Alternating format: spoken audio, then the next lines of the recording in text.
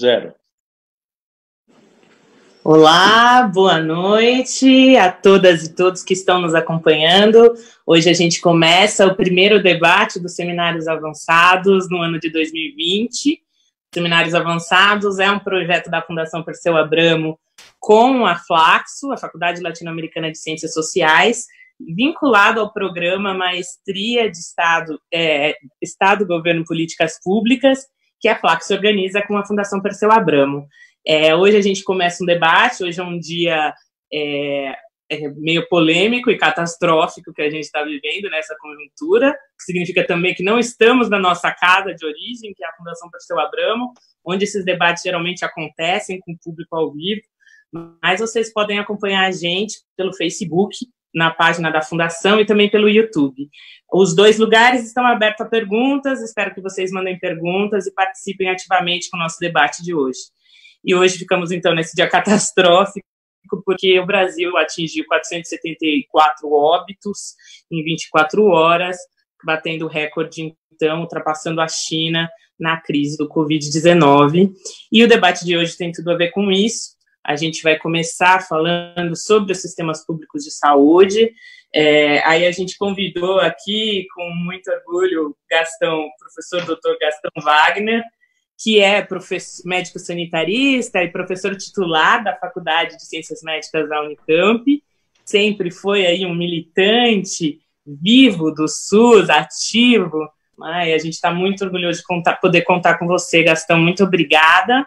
E também para participar do nosso debate, tá, o Marcelo Manzano, que é economista e coordenador do mestrado, né, da maestria Estado, Governo e Políticas Públicas pela Fundação Perseu Abramo. Bom, espero que vocês participem do debate. Gastão, hoje a fala é sua, você fica à vontade, a gente quer muito ouvir você, como é que a gente pensa sistemas de saúde, como é que a gente pensa no Brasil, como é que a gente pensa no mundo. Fique aí, a casa é sua, por favor. A palavra é sua. Tá, boa noite a todos os ouvintes e vejantes, os internautas, sei lá como é que chama. Como é que a gente se chama? Boa noite, André, Marcelo. Queria agradecer o convite de vocês para participar dos Seminários Avançados, com esse tema tão relevante e tão atual, né? Tão adequado ao tempo que nós estamos vivendo. Agradecer à Fundação Perseu Abramo, à Flaxo. Estava me lembrando, no começo do SUS, eu fui o primeiro secretário de saúde de Campinas na era SUS. Já havia ganho aqui a eleição um petroleiro, o Jacob Ittara, e montou uma equipe de secretários da pesada. Eu era um moleque, era bem moleque. O moleque já estava lá, Gastão. Mas já tinha residência, já estava na Unicamp, tinha passado no concurso e tal. E, na época, nós contratamos a secretaria, a Fundação Flaxo, e deu um curso aqui para as equipes de saúde pública daqui, do Longo. Foi muito interessante. Foi muito bom para a nossa gestão, para a equipe. Estava recordando aqui Então, agora, hoje, eu tenho que pagar. Falando sobre lembrança, olha, você vê que essa não vai ser a primeira das cobranças, não. Então, já que você pôs a dívida na mesa, queremos aí só iniciar esse debate. Uma dívida pedagógica e política com a Flaxo, e com a Fundação Perseu Abramo, mas especificamente com a Flaxo. Bom, o tema que vocês pediram, que eu faça alguns comentários, sistemas nacionais e públicos de saúde, né? São os sistemas nacionais públicos de saúde, uma forma concreta de se operar, de se fazer, de tornar real uma política pública de saúde, né? Então, nós estamos falando de políticas públicas. No caso aqui, especificamente, os sistemas nacionais e públicos de saúde da área de saúde. É uma história muito interessante. A experiência raiz nossa, assim, o sistema público, que eu diria raiz, assim, não é bem modelo, porque a gente modifica os modelos, né? Todos os outros países. O NHS, né, o National Health Service do Reino Unido, da Inglaterra. Ele não é o mais antigo.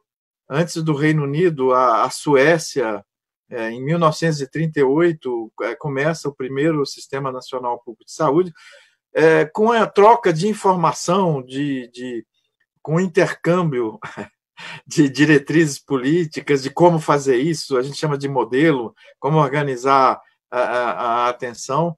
A Suécia e o Reino Unido tiveram um intercâmbio bastante grande.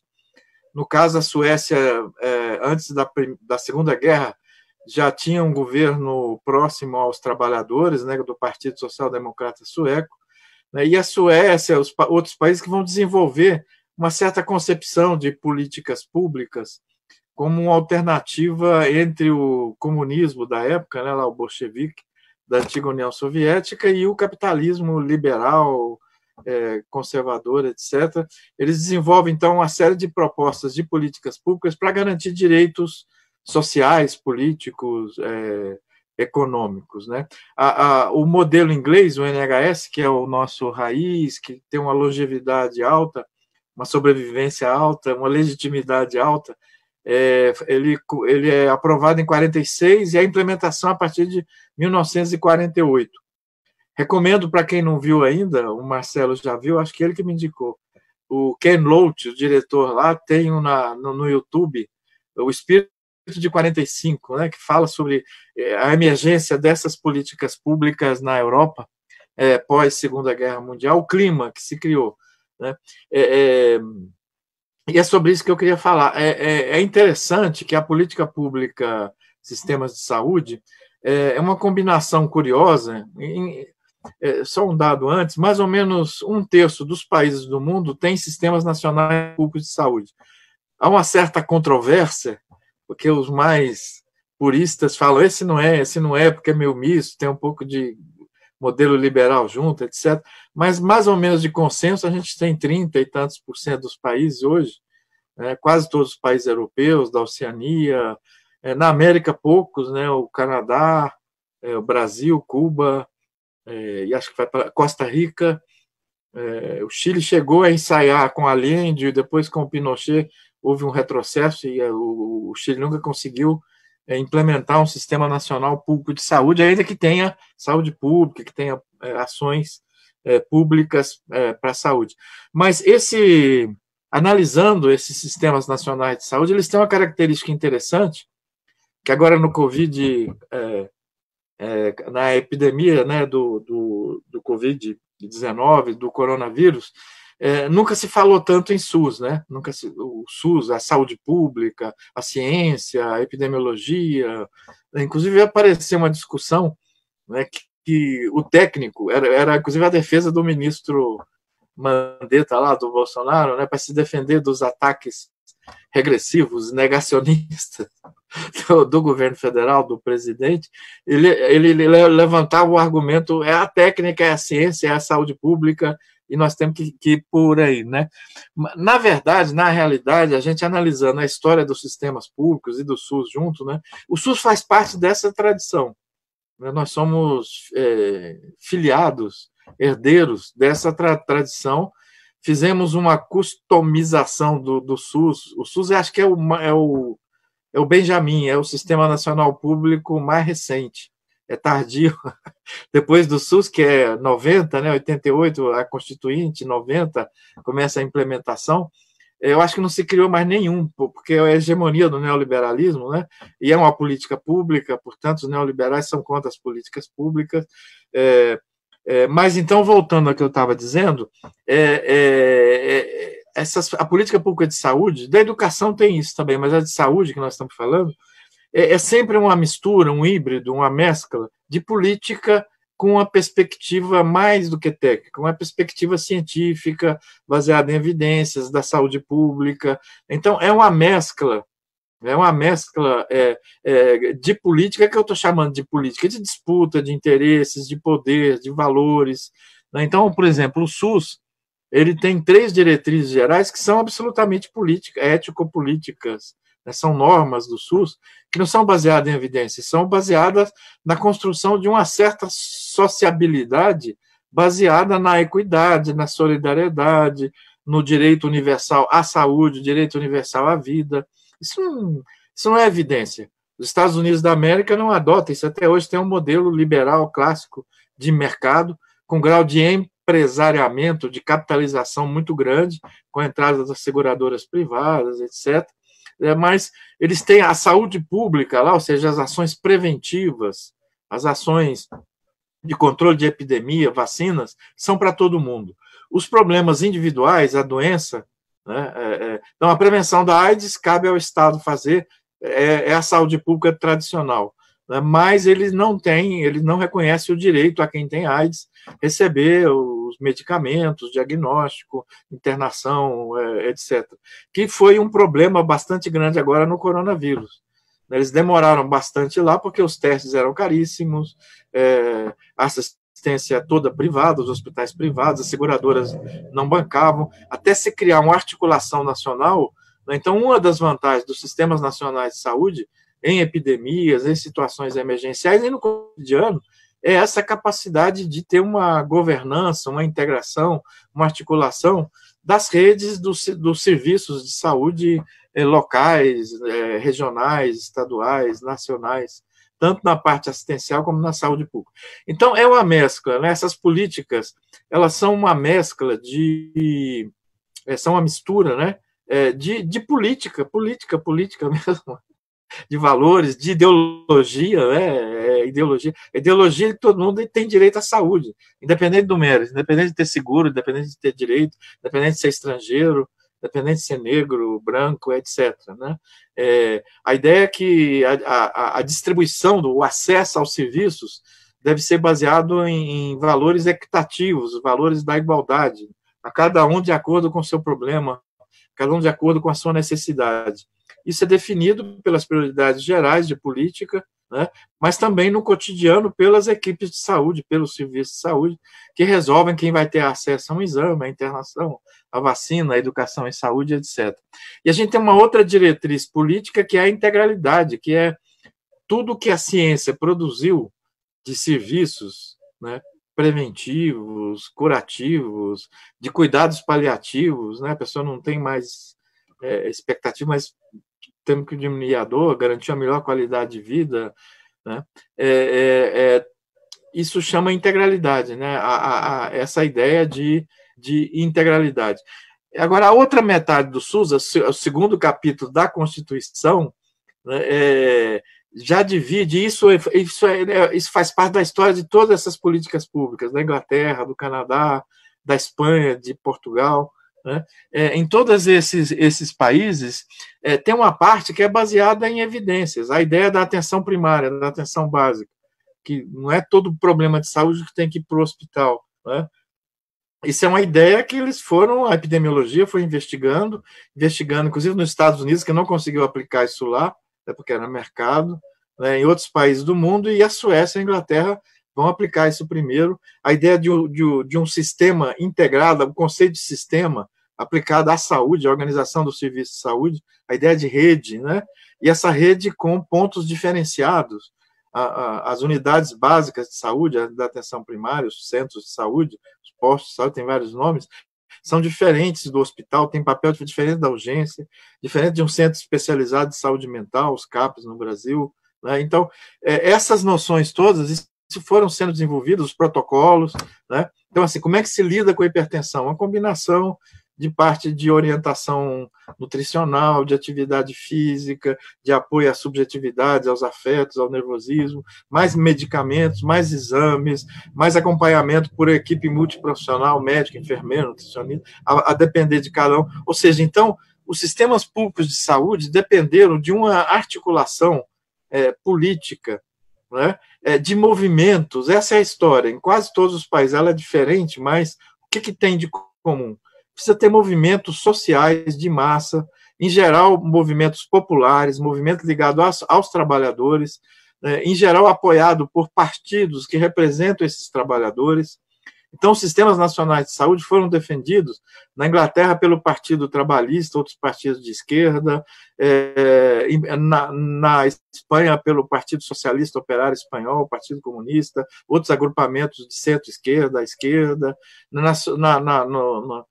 na Suécia, Dinamarca, pelos os partidos social-democratas, né, na Itália, e isso articulado com o apoio da sociedade, né? Então, isso é uma outra marca, né? As políticas públicas não vêm, e o SUS, né, não vem de cima para baixo, não é uma doação das elites empresariais, financeiras, latifundiárias. Em geral, essa conquista é arrancada. A história da construção desses sistemas é diferente da construção política. Agora, esses movimentos sociais conseguiram criar uma aliança, uma articulação política com profissionais de saúde que articulam essas diretrizes da universalidade, da integralidade, da equidade, com como fazer isso, como viabilizar isso, inclusive do ponto de vista econômico. Sem atenção primária, se gasta muito mais para cuidar de diabetes, de hipertensão, que milhões de pessoas têm. Então, a atenção primária ela melhora a qualidade do atendimento, mas ela também racionaliza o custo, melhora a eficiência. Tanto que os sistemas nacionais públicos de saúde, né, todos têm uma efetividade, resolve mais problemas de saúde com eficiência, com um custo menor do que o modelo liberal capitalista de mercado, como é o dos Estados Unidos. A OCDE Health, a OCDE, que o Brasil quer entrar, a associação, eles têm um convênio com várias universidades do mundo para fazer sistemas comparados de saúde, para fazer a comparação, né, sobre vários aspectos, e sempre tem a comparação dos Estados Unidos com o NHS, o SUS com outros países latino-americanos, Argentina, Bolívia, que não têm sistemas nacionais de saúde, são sistemas mistos, previdenciários com o mercado, né? O acesso não o direito não é universal. Eles fazem comparações e os sistemas nacionais, isso é um dado interessante para a gente criticar o neoliberalismo. Na área da saúde, os serviços públicos são mais efetivos, são mais eficazes, resolvem mais problemas de saúde. A esperança de vida de um diabético do Reino Unido é maior do que do norte-americano, apesar de nos Estados Unidos se gastar 2,5 vezes a 3 vezes mais para enfrentar os mesmos problemas de saúde, porque a racionalidade de mercado ela interfere na racionalidade clínica, na racionalidade preventiva. A gente está vendo isso agora na epidemia. O principal instrumento de controle da epidemia não há vacina, não há uma medicação eficaz. É o isolamento social, é a quarentena. Não é o único. A gente tem que ter tem que ter as estratégias de testagem, de bloqueio, de rastreamento, de bloqueio, isolamento dessas pessoas, né? Tem que ter a estratégia de preparar os hospitais para os casos graves, mas a quarentena, isso cria um conflito econômico, um conflito com interesses de setores de comerciantes, o uso racional de medicamentos, né? Nos Estados Unidos, uma das causas de internação, a terceira causa de internação é medicalização, é iatrogenia, é dano. Na Inglaterra, no Reino Unido, é a 12ª causa, intoxicações por fármacos, por medicamentos. Então, ou seja, então a gente vê que os sistemas criaram uma legitimidade bastante grande, eles são frutos dessa luta política. Em 1920, na Inglaterra, uma comissão parlamentar integrada, mista, de parlamentares políticos, trabalhistas e a favor das políticas. Em 1920, antes do Beveridge, eles fizeram uma proposta de criar uma viabilidade financeira e técnica para garantir o direito universal à saúde e a gratuidade do atendimento. Ou seja, os sistemas nacionais públicos, todos têm orçamentos baseados em impostos. No sistema tributário de cada país, uma parte do imposto é usada para produzir equidade. Quem tem mais, ganha mais, paga mais, e a saúde é a cada um de acordo com seus problemas, ou seja, o custo, o gasto é sustentado por essa rede de solidariedade. Mas então, em 1920, se produziu o Dawson Report.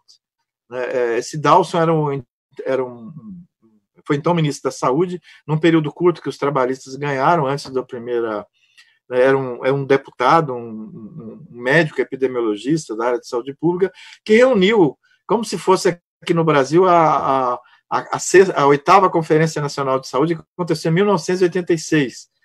Foi uma conferência com 4.000 pessoas, metade de usuários, de representantes da sociedade civil, a outra metade de trabalhadores de saúde, gestores, governo, etc. E se produziu um documento que é 80%, 90%, é uma reprodução desse Dawson Report de 1920. O modelo do SUS, a ideia de atenção primária, de rede, uma outra descoberta que eles fazem lá é que precisava integrar, articular as ações de saúde pública, de prevenção, de promoção, de autocuidado, com as ações curativas, com o atendimento à doença, com a cirurgia, com o remédio. Não tinha que ficar separado, como é nos Estados Unidos até hoje. Quem cuida da epidemia é a área de saúde pública, centros de controle de doenças, são funcionários públicos, é o orçamento estatal, mas só que só trabalha com problemas coletivos e populacionais de saúde, aquilo que eu falei. Então, o SUS ele é muito inspirado nessa tradição, nessa tradição dos sistemas nacionais de saúde. O SUS tem algumas diferenças, ou seja, o projeto nosso é um projeto inspirado lá. Quais são as diferenças do projeto do SUS? O resto é tudo igual. Direito universal à saúde, equidade, integralidade, integração saúde pública e clínica e práticas individuais, financiamento público, gratuidade, vários tipos de serviços de saúde, tudo isso é igual. O que o SUS diferenciou? Diferenciou na descentralização mais radical. O Brasil é um país federativo, e é um país federativo que inclui os municípios, não só os estados, mas também os municípios. Então, o SUS, apesar de chamar sistema único, ele vem sendo criado de uma forma muito fragmentada. É muito difícil articular. Na epidemia agora do coronavírus, surpreendentemente, houve uma boa integração no começo da epidemia, até umas 3 semanas antes da queda do Mandetta, porque aí o presidente proibiu, o Ministério assumiu a área de vigilância à saúde, está lá o diretor, a área de vigilância à saúde, o SUS tem uma massa crítica de profissionais de saúde comprometidos com a saúde, que chamam de técnicos, mas na verdade tem uma visão política do direito universal à saúde. Pois bem, se conseguiu uma certa integração do Ministério da Saúde, importante, reunia toda semana, 2 vezes por semana, com os governadores, com os secretários estaduais, os secretários das grandes cidades, São Paulo, e foi um dos motivos do ciúme, do atrito do Bolsonaro, que de repente ele está dando entrevista com o governador de São Paulo, governador do Rio, que é função do SUS, se é fragmentado, se exige a integração não só na epidemia, no cotidiano. Na epidemia houve uma melhora dessa integração, com o afastamento do Ministério da Saúde, do ministro, e agora a interrupção completa com o novo ministro, ele não fala com os governadores, não fala ou fala raramente, e fala burocracia, etc., os estados, as secretarias estaduais assumiram uma coordenação muito mais difícil, porque é 27 pedaços, com divergências, mas a maioria assumiu as diretrizes da Organização Mundial de Saúde e valorização do SUS, e usou o SUS como instrumento para organizar a quarentena, para preparar os hospitais, os leitos de terapia intensiva. Então, essa é uma diferença do Brasil com outros países. O Canadá também é descentralizado, mas para nas províncias. A Espanha tem uma descentralização importante, mas para nas comunidades autônomas. A Itália tem uma descentralização importante, mas para nas regiões de saúde. Outra diferença foi o peso político com que o SUS foi criado, a gente chama de movimento da reforma sanitária. É um movimento que teve uma participação importante de profissionais de saúde. A maior parte das profissões de saúde, das entidades, o movimento sindical, associativo, apoiou a criação do SUS e a implementação do SUS. Os médicos ficaram divididos. Hoje eu diria que 1/3, sendo otimista, apoia o SUS, 70, 80, principalmente depois do episódio dos mais médicos, houve uma radicalização da oposição médica dos especialistas ao SUS, mas a gente tem uma parte importante, e esses médicos tiveram apoio de movimentos populares de saúde, movimentos de bairro, em grande parte organizado por mulheres que lutaram pelos centros de saúde, pelos postos de saúde, né, e pressionaram prefeitos e outros movimentos que é muito interessante no SUS, por exemplo, movimento de saúde mental. Né? Então, pessoas com transtorno mental, profissionais, familiares, cuidadores, fizeram um movimento de baixo para cima, né? A mudança da saúde mental no SUS é muito radical. O SUS tem vários problemas, eu vou falar disso logo em seguida. Mas, por exemplo, a saúde mental, o Brasil é modelo. A luta contra a AIDS, a rede de a combinação de prevenção, de promoção, né, de falar sobre a sexualidade, sexo seguro, respeito a si mesmo, respeito a outro, mais os antirretrovirais, os remédios, etc. Ou seja, são modelos. Isso resultou de movimentos muito fortes de baixo para cima. Esses novos modelos, essa nova forma de fazer, a integralidade, o direito à saúde para o pessoal com transtorno de saúde mental, que vivia com AIDS, com hepatite, veio de baixo para cima. Né? O primeiro grupo, o acesso aos antirretrovirais no começo dos anos 90, logo que apareceram em AIDS, começou no município de Santos. Acho que é importante dizer isso. Davi Capistrano era secretário de saúde, disse para ele: Davi, você vai falir, era caríssimo. Ele falou: eu não vou porque em 3 meses o Ministério da Saúde... Ele falou: eu não vou porque em 3 meses o Ministério da Saúde vai estar pagando isso, que nós vamos chegar lá, ou seja, nós vamos obrigar. Aí teve concentração em Campinas, lá embaixo do paço municipal da prefeitura, de pessoas que vivem com AIDS, trabalhadores de saúde, movimentos sociais. Campinas passou a pagar em 6 meses, não foram 3 meses, mas em 6 meses o governo federal assume o programa. Saúde mental demorou mais, o governo federal só assume em 2001, 2002, né? Ou seja, os municípios bancaram sozinhos essas mudanças. Então, o movimento social de apoio aqui é muito complicado. Ao contrário da Itália, da Espanha, o movimento sindical aqui, dos trabalhadores organizados, inclusive os progressistas, o novo sindicalismo, a CUT, etc., tiveram uma importância na criação, né, na luta pela criação do direito à saúde, na 8ª Conferência de Saúde, na Constituinte, mas depois se afastaram do SUS como a classe média. O SUS hoje atende a 80% das pessoas, né, chegou a ser... E a saúde suplementar, o setor privado, os convênios, etc., tinha 25%, tem com a contra-reforma trabalhista, a reforma da Previdência, etc.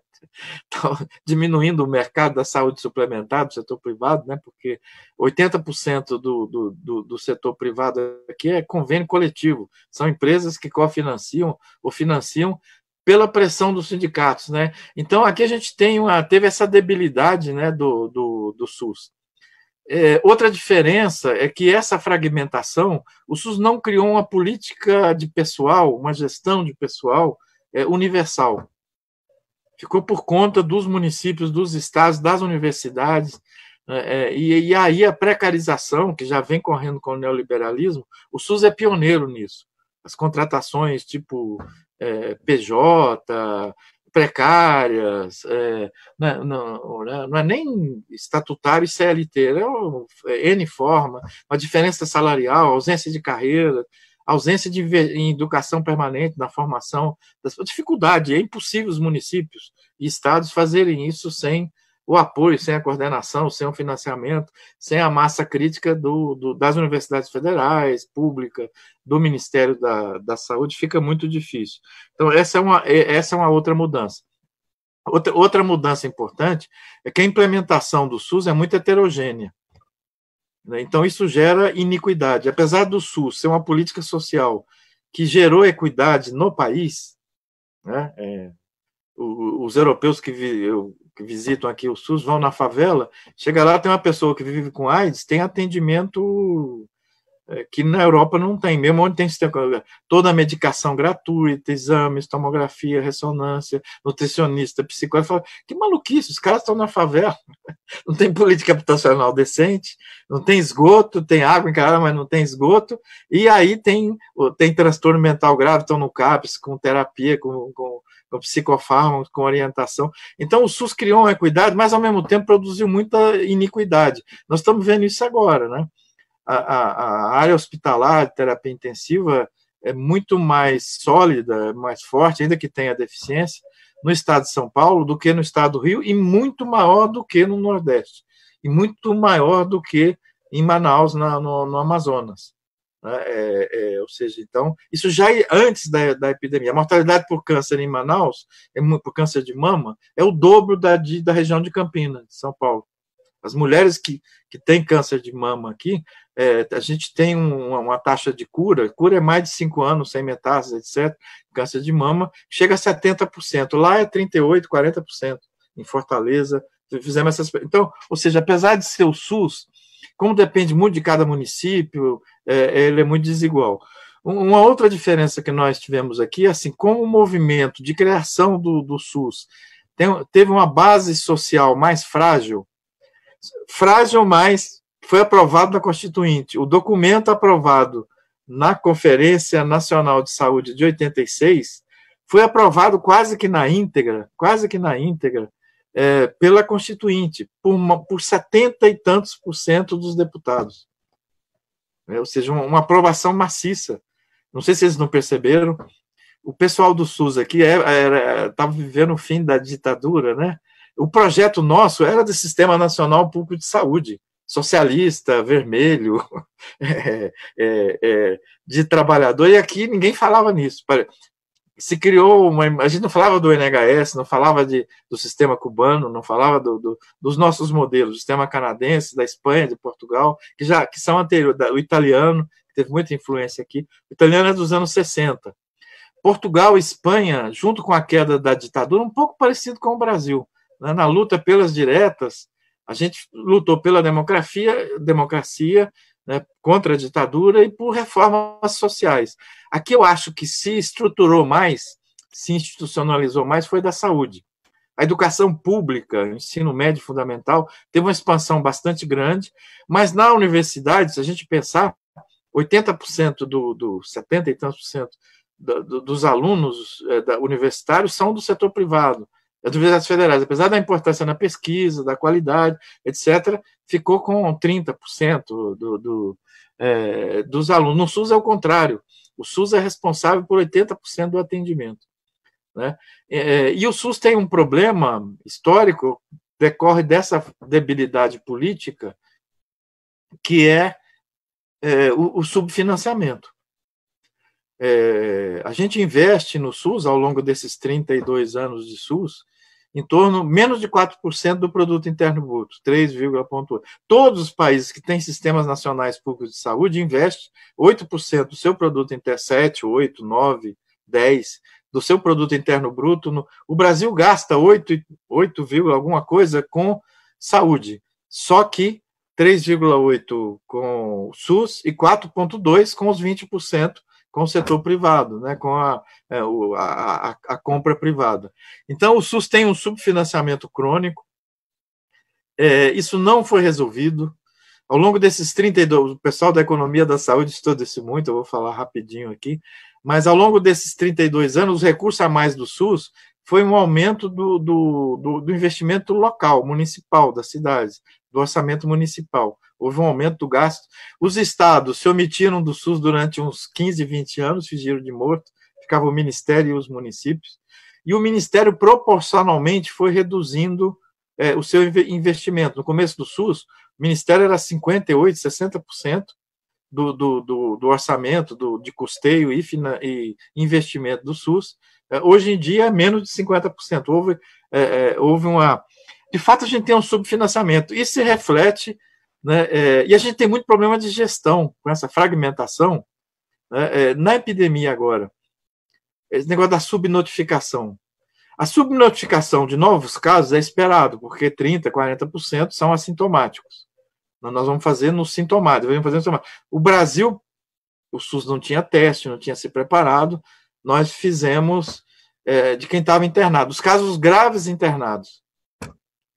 O resultado é que hoje, né, a gente tem uma subnotificação do número de casos e do número de mortes, inclusive em São Paulo, o epicentro da crise, onde o SUS está mais institucionalizado, mais implementado, onde o número de leitos per capita, o número de equipes de saúde da família com base em 1.000 pessoas, em 100 mil pessoas, onde a esperança de vida é maior do que em outros estados, ou seja, onde o SUS, né, por uma série de razões políticas, econômicas, etc., tem uma instalação, desde o começo, o Estado de São Paulo vem trabalhando na implementação do SUS.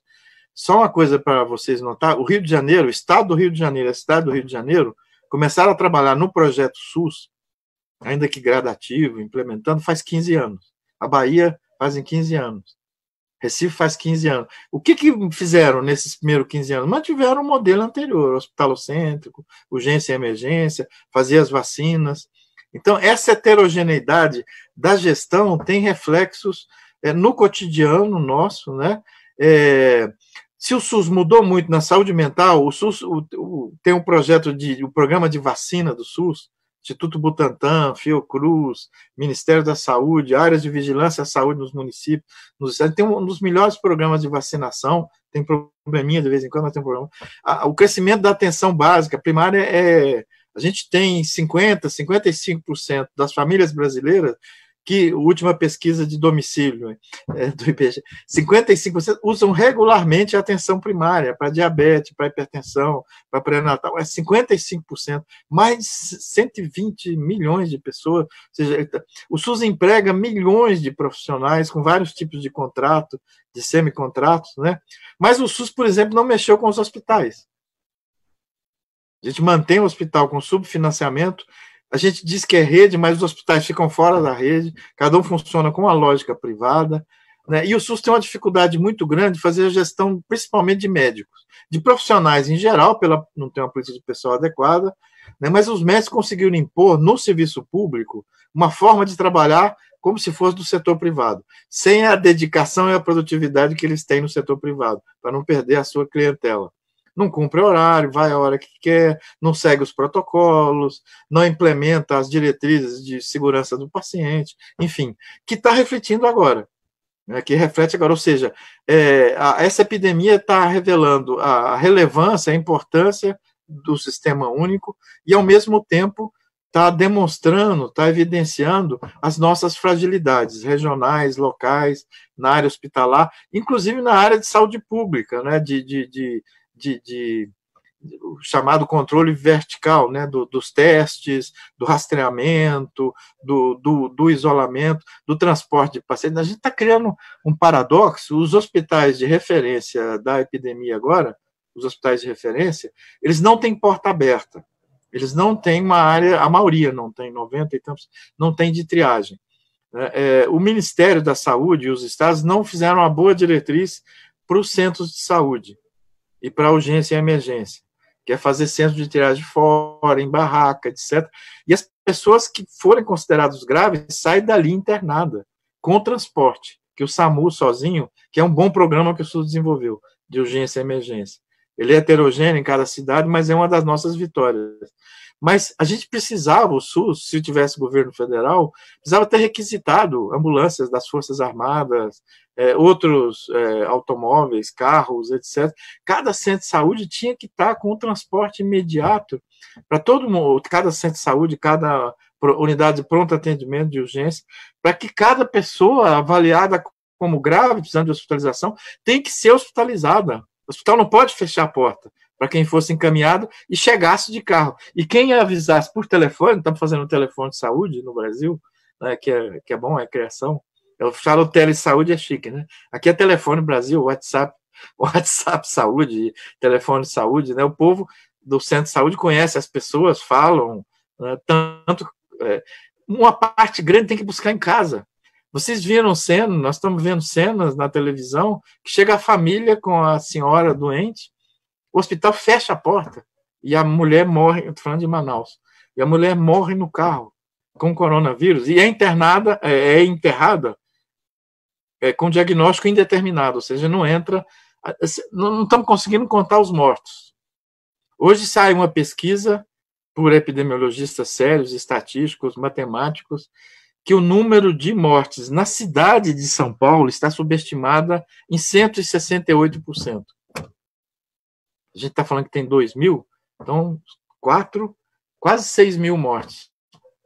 baseado nos enterros, baseado nos indeterminados, baseado na porcentagem de outras doenças respiratórias agudas graves que tem agora e as que são coronavírus, aplicaram esses índices nos internados indeterminados e que morreram por doença respiratória aguda em São Paulo, né, a gente teria quase 2.000 mortes a mais em Manaus. Então, você vê como o SUS, ao mesmo tempo, é uma política importante, né, e, ao mesmo tempo, tem uma série de deficiências.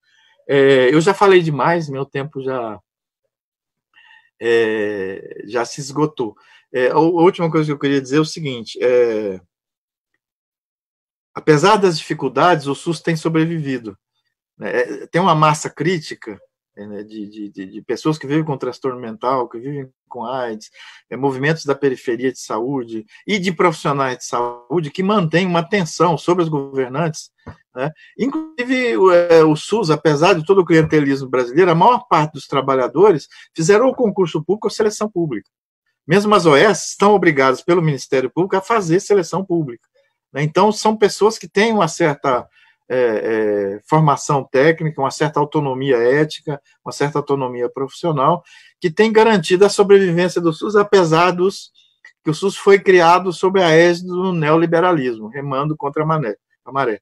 O SUS começa em 90, é o primeiro governo brasileiro, federal, descaradamente neoliberal, própria privatização, contra a política pública, restrição orçamentária, que se agrava agora com o Temer para cá, né, enfim, que tem essa série de coisas.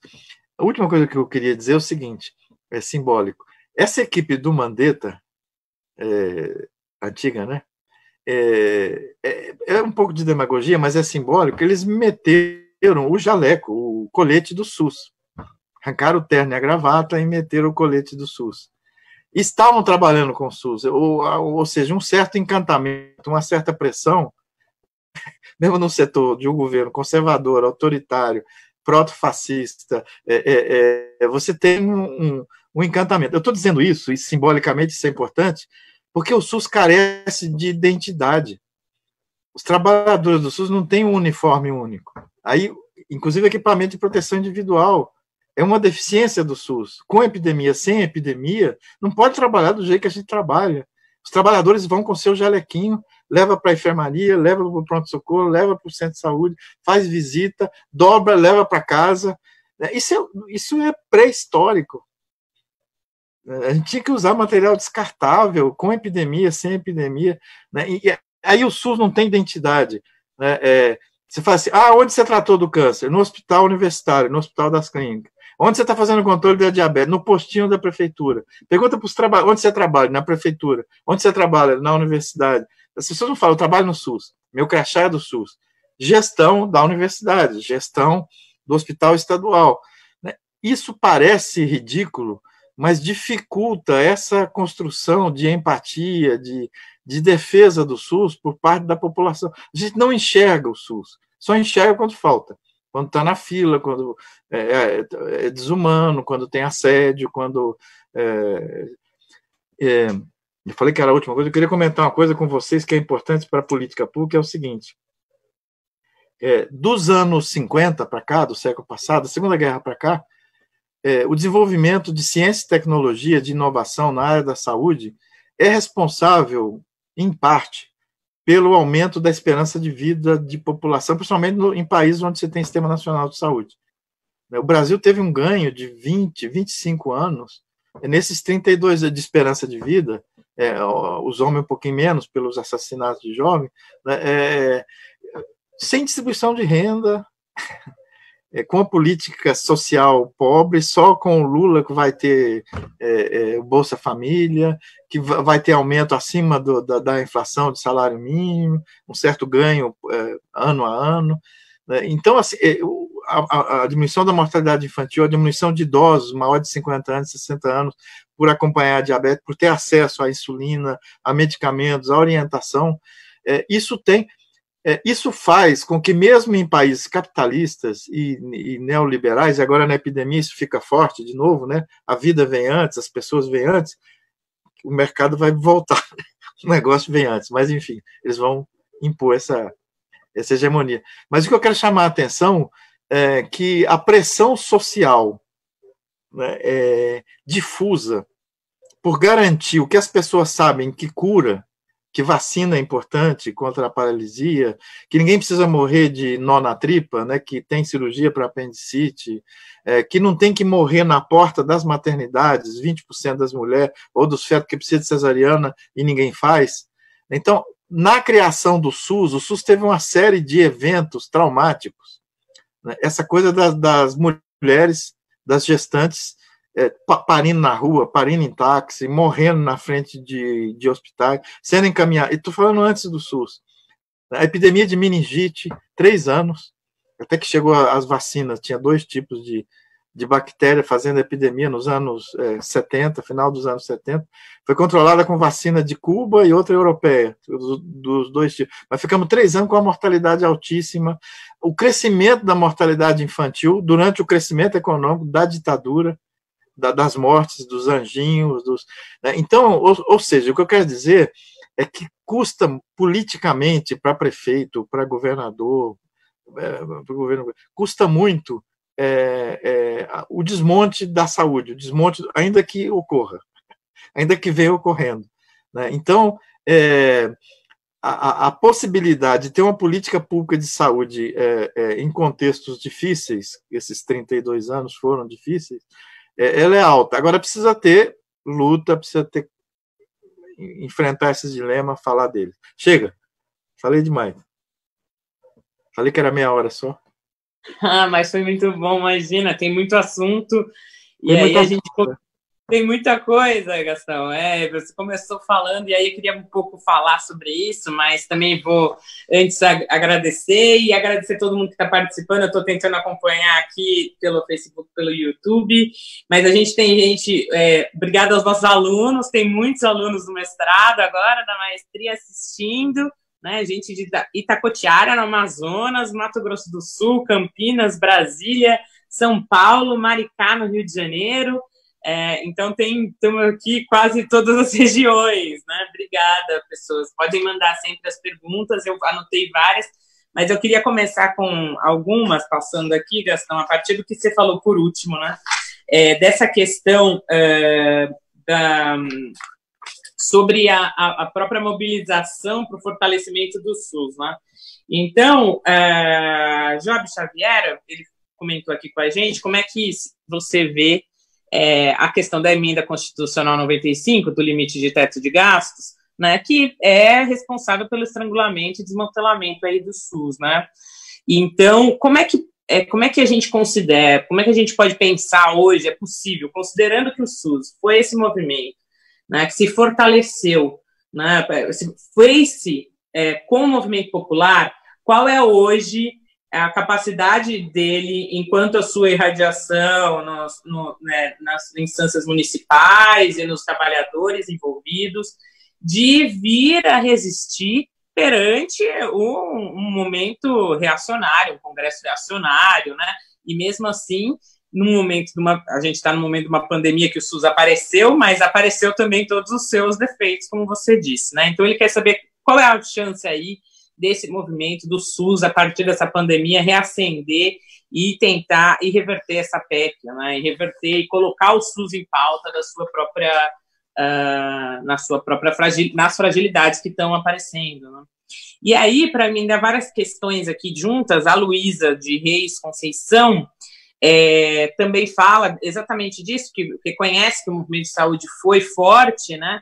E hoje, né? Mas o que acontece, né? Há uma falta de motivação da população para defender. Acho que você já respondeu um pouco dessa questão da identidade, né?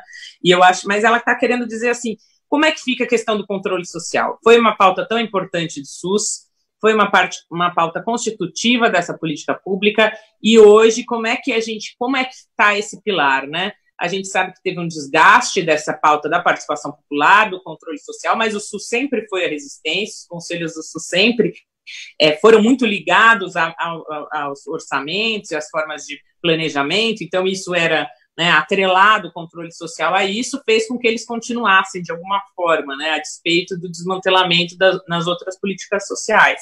Mas como é que fica isso a partir de agora, né? A gente também está num momento de neoliberalismo em que o que está colocado é a concorrência individual, né? Não é o momento da participação, não é mais o momento dos coletivos, como é que fica? Então, a Luísa fez essa pergunta, eu fiz aqui um apanhado, e aí, para falar alguma coisa, você falou também das EPIs, é justamente isso que fala também um aluno nosso.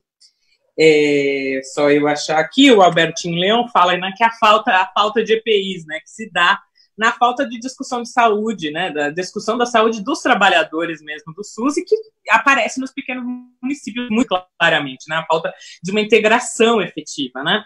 Então, qual experiência, se você tem experiência aí de como é que tem municípios que lidam com formas diferentes disso, né, qual é o papel aí de cada ente federado para pensar as EPIs, né? Então, eu acho que eu vou ficar com essas 3 perguntas, até para a gente não acumular muitas, acho que aí fica mais tranquilo para você responder. Acho que o Marcelo pode acrescentar, e aí eu vou continuar anotando as perguntas. Pessoas podem continuar mandando suas perguntas pela página do Facebook, tá bem? Bom, Marcelo, se você quiser falar... Então, primeiro eu agradecer muito o Gastão, é uma honra te receber aqui nesse nosso espaço, Gastão. Saudar os nossos alunos. Nós somos provavelmente um dos maiores cursos de pós-graduação do Brasil, temos 500 alunos inscritos na nossa pós-graduação, é muita gente espalhada pelo Brasil inteiro, muitos nos acompanham hoje. Então, é muito bom, e queria dizer assim, é uma honra especial porque eu me formei, fiz mestrado em Economia Social e do Trabalho na Unicamp, terminei em 2001, e aprendi muito sobre o SUS, Sistema Público de Saúde, pelos livros, as aulas que eu tinha na Unicamp e tal, e o Gastão me convidou para trabalhar na Secretaria de Saúde quando ele assumiu como secretário na gestão do Toninho, o saudoso Toninho. E foi muito importante, porque o que eu tinha aprendido nos livros era absolutamente insuficiente para entender a dimensão do SUS, esse contato com a realidade do SUS. Foi uma experiência fundamental na minha formação. E, na verdade, por que isso? Quer dizer, aí eu fui, né, com todos esses anos de reflexão, o SUS, na verdade, é a espinha dorsal da nossa Constituição, né? As políticas públicas no Brasil se inspiram no SUS. Essa Conferência Nacional de Saúde de 86, a 8ª conferência, é fundamental para entender a Constituição de 88, porque se a gente não entender a Conferência de Saúde, a gente acha que a Constituição de 88 caiu do céu, ela parece, é difícil de explicar quais são os seus fundamentos, os fundamentos estão lá. Esse modelo do SUS inspirou toda a discussão de construção de políticas públicas com participação social, com participação de todos os entes federativos, enfim, é uma realidade muito rica, né, e que continua inspirando a política pública brasileira. Por exemplo, assistências sociais, quando vai construir o seu sistema único de assistência social nos anos 2000 já, reflete muito a experiência do SUS e assim por diante. Então, acho que é muito importante esse dado, enfim, a gente ter clareza disso, né? Infelizmente, a classe média brasileira, a classe média remediada, que não usa o SUS, é uma minoria dos brasileiros, mas ela tem muito poder de comunicação, são os chamados formadores de opinião. Ela não enxerga o SUS, fala mal do SUS, né? O SUS é mal falado por quem não frequenta, quem frequenta tem uma avaliação muito superior, né? Infelizmente, então, a gente tem esse debate, esse problema da comunicação. Quem anuncia nas grandes emissoras de TV são os planos privados de saúde, os seguros de saúde.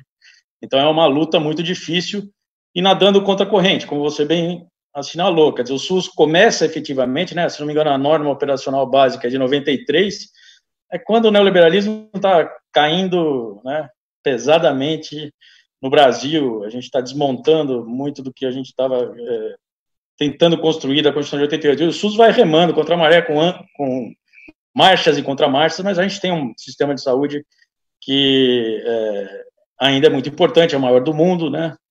Acho que é sempre importante falar disso. Sistema universal que atende uma população grande, de um continente praticamente. Mas, enfim, eu recentemente, no começo desse ano, eu estava juntando uns livros aqui, eu estava muito preocupado com um problema que eu enxergava e que talvez esse coronavírus tenha eliminado esse problema. Que problema era esse? Esse pessoal, Paulo Guedes, essa cabeça ultraliberal desses Chicago Boys, que é uma gente absolutamente obsoleta até para os conservadores, né? Eu estava preocupado com uma tendência deles enxergarem nas carências da população, nos riscos a que as pessoas se expõem, um objeto de negócio, um alvo para a venda de seguros privados, né? Lógica de financiarização do risco individual, né? Vender apólice de seguro, vender voucher, etc. e tal.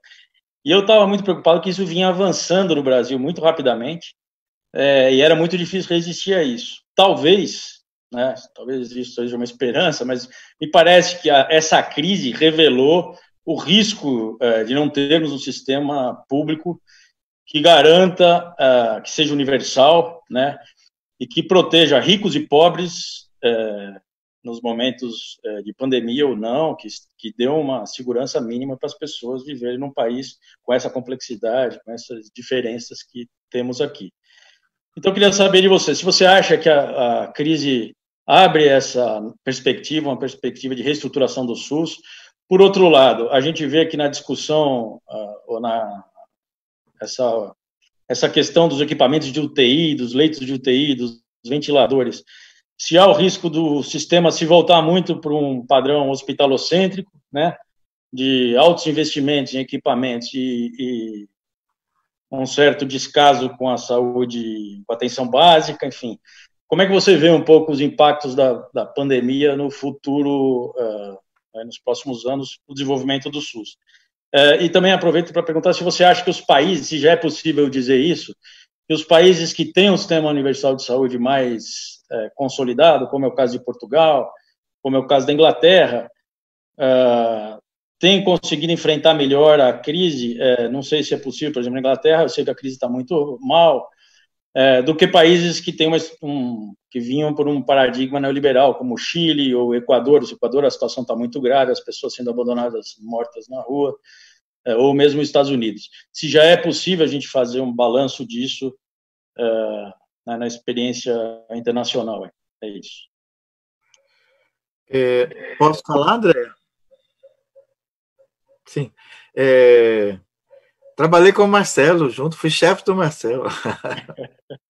Uma das diretrizes nossas para implementar o SUS em Campinas era o profissionalismo, né, Marcelo? Levar economista, arquitetos, você lembra? Por isso que eu perdi os cabelos. Você perdeu metade dos cabelos lá. Superar o clientelismo, a corrupção, fazer as licitações rápidas e decentes.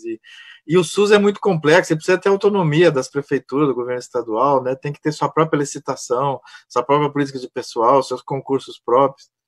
Eu sempre defendo isso, vou na secretaria, a gente começa a montar isso, eu saio, vem o outro prefeito, volta tudo para o gabinete, né? Já sabe por quê, né? Ou seja, desprofissionaliza tudo. Mas então a gente tem uma história boa. O Marcelo, parabéns pela essa pós-graduação, 500 alunos é muita gente. É muito importante isso no Brasil, essa formação. A crise abre janelas para o SUS, né? Eu acho que assim deu uma visibilidade para o SUS que nunca teve. Por outro lado, os setores conservadores, o presidente da República percebeu isso e enquadrou o Ministério da Saúde, né? O novo ministro, Nelson Taik, está lá para não fazer nada, fingir de que está fazendo, não está nem comprando os respiradores, não está, enfim, ele estava dificultando o Maneta a manter o isolamento e a coordenação. E agora ele colocou, o secretário executivo é um militar que entende de almoxarifado, né? Com todo respeito àquele almoxarifado, mas ser o vice da saúde, né, é muito complicado, é muito... então, você vê ou seja, então, por um lado, abre essa visibilidade, por outro lado, o setor conservador, neoliberal, ficou atento, né? Vários intelectuais, não sei se eu posso falar assim, mas acho que intelectuais, economistas, neoliberais, jornalistas, mas a saúde tem que ser pública, tá demonstrado, né? Mas eu vejo que se arrependem logo, né? 15 dias, assim, mas nem tão pública, mas nem tanto recurso, né? Então, agora tem umas coisas que não voltam mais. A cultura do EPI na saúde, para proteger os trabalhadores, né? A epidemia de AIDS, os dentistas passaram a trabalhar com óculos, máscara, na atenção básica, e luva, e avental descartável, só dentista. O resto das pessoas que fazem visita, que examinam, que faz curativo, continua, mesmo no hospital. Então, por exemplo, a cobrança dos trabalhadores de EPI, acho que modificou bastante. Né? Os hospitais entrarem na roda do SUS, eu tinha dito que a gente mexeu pouquíssimo com os hospitais, todos os governos, inclusive o que eu participei. No hospital dá muita briga, não mexe não, Santa Casa, médico, boa parte dos hospitais que trabalham para o SUS são contratados, né, conveniados, enfim. Agora eles entraram na roda. Alguns estados, cidades, já tá, a regulação, a gestão, está fazendo gestão de UTI do setor privado, um ou outro. O Superior Tribunal já não pode fazer direto, mas pode fazer, está na Constituição. Então, eu acho que tem algumas... Eu não acho que é ruim, não. A atenção primária está consolidada, ela vai crescer cada vez mais, não tem jeito de terminar com isso. A pressão sobre os prefeitos, o Estado, para melhorar a qualidade e a cobertura, o número de equipes, de unidades básicas, é muito grande para ter remédio. Como é que vai tirar a insulina de todo mundo que tem insulina? O SUS, rapaz, entrega insulina para 80% dos brasileiros que têm insulina. São milhões, inclusive o povo de convênio, porque que convênio que dá insulina? Que convênio que tem nutricionista para orientar a alimentação? Ficar deprimido tem psicóloga? Não tem, tem lá consulta médica e acabou. Alguns exames, né? Então, assim, eu acho que o SUS tem uma... Ao mesmo tempo, nós temos uma ameaça, esse neoliberalismo radical, né? A sociedade está dividida.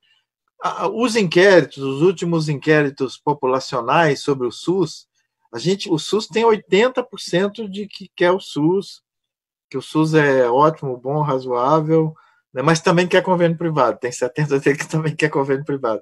O povo não é bobo. Mas, então, tem uma perspectiva grande da gente conseguir. Né? E outra coisa que melhorou a integração município-estado. O Ministério da Saúde agora atrapalhou tudo não, mas ela melhorou. E a relação da atenção básica com os hospitais melhorou também. Né? Então, agora é um jogo aberto, né? Política, com a nossa capacidade de reação. Sobre o controle social, que tem a ver com isso, é uma diferença dos SUS.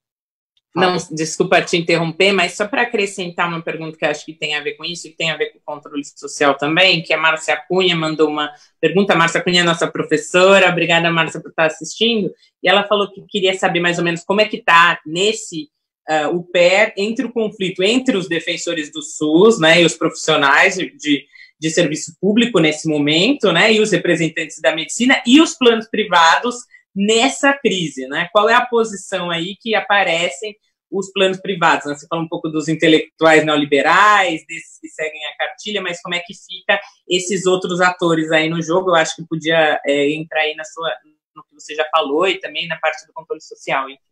Só para acrescentar, que eu acho que é relevante. Tá, quando eu falei das especificidades do SUS, as jabuticabas do SUS, né? Que a maior parte a gente adaptou, importou dos movimentos sociais, da experiência da luta operária de trabalhadores. É o controle social. Não tem nenhum sistema de saúde que tem conselhos e conferências com poder deliberativo. No entanto, alguns sociólogos, esse conceito de tal de empoderamento, eles apontam que o usuário, a pessoa que usa o SUS, tem mais poder no cotidiano, frente ao médico, no hospital, para garantir acesso, na Inglaterra e no Canadá, do que no Brasil, apesar deles não ter as conferências e os conselhos, que tem uma interferência macro, né, nas grandes diretrizes, na definir prioridade, que alguns políticos seguem, outros não seguem, mas lá eles têm estratégias no cotidiano, né, a vinculação, por exemplo, todo inglês sabe quem é ser um médico ou enfermeira de família, o nome. Hoje em dia tem telefone. Os médicos e enfermeiras têm um plus a mais, uma espécie de plantão à distância, para ficar à noite ligado, sabe? Ligado, um fica, o outro fica, o outro fica. Então, eles têm estratégias de controle social que no SUS, a Casa Grande não deixou a gente fazer aqui ainda. Casa Grande é cultura autoritária, né? Não deixou. Eu estou impressionado, mal impressionado, com a ausência dos nossos órgãos de controle social. Amanhã eu marquei o WhatsApp com os dirigentes do Conselho Nacional de Saúde. Quero conversar com eles. Essa coisa de defender, sabe, assim, uma crise desse tamanho. Cadê os homens e as mulheres do Conselho Nacional de Saúde? Eles não estão fazendo reunião, cada um na sua casa. Eles não montaram uma rede com os conselhos estaduais por internet. Eles não estão... O hospital fechando a porta na casa dos outros. As unidades básicas sem SAMU, sem transporte, sem SAMU suficiente para transportar. Então, assim, tem algumas coisas que o controle social, para se legitimar, tem que interferir agora, na hora do sofrimento, da agonia. Eles têm voz, têm acesso à imprensa. A Abrasco está fazendo a tal da Ágora, não sei se vocês estão acompanhando. A diretoria atual inventou 2, 3 debates, tem 800 mil pessoas do Brasil inteiro conectadas. Hoje teve um com o governador do Maranhão, o prefeito de Manaus, a economista, a Sulami, não sei se falando de financiamento, esse negócio. O Conselho tinha que fazer 10 vezes mais isso. Eles têm assessoria, têm os recursos do Ministério, tem orçamento público, tem um mandato, mas enfim. Eu falei que ia falar só com eles, não ia falar em público, eu estou falando em público. Mas que é uma crise dos nossos movimentos sociais, né? A crise da... Enfim. Mas o SUS tem controle social, funciona mais ou menos, por aí. A motivação do povo, da opinião pública, é difícil. Eles têm uma relação ambígua com o SUS, né? Precisa, mas tem raiva, porque tem médico burocrático e tal. A pergunta sobre os conflitos do SUS, a maioria da categoria médica está contra o SUS.